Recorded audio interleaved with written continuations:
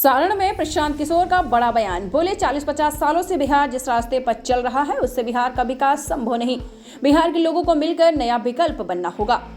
जन स्वराज पदयात्रा के दौरान सारण के पंचायती राज व्यवस्था से जुड़े जनप्रतिनिधियों को संबोधित करते हुए प्रशांत किशोर ने कहा, इस बात से कोई इनकार नहीं कर सकता कि बिहार आज देश का सबसे ज्यादा गरीब, पिछड़ा, अशिक्षित और सबसे ज्यादा बेरोजगारी वाला राज्य है।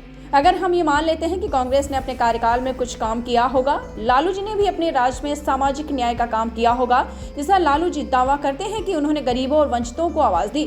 मान लेते हैं कि नीतीश कुमार और भाजपा की सरकार ने भी कुछ विकास कर दिया है।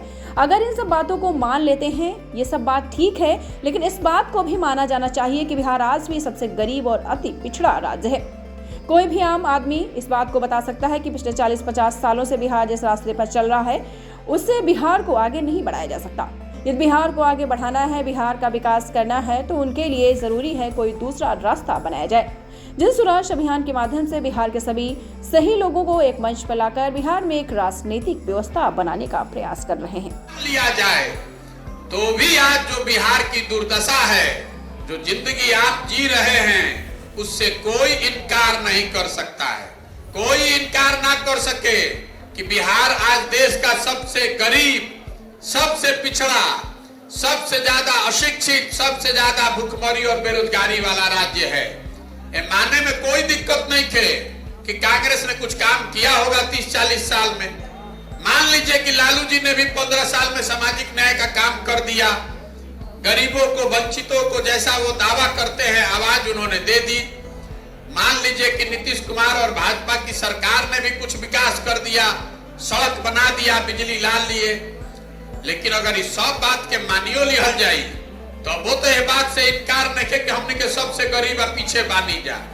तो कोई भी सामान्य आदमी ये बता सकता है कि जिस रास्ते पर आप 40-50 साल से हम लोग चल रहे हैं, इस रास्ते पर चलकर बिहार को आगे नहीं बढ़ाया जा सकता है।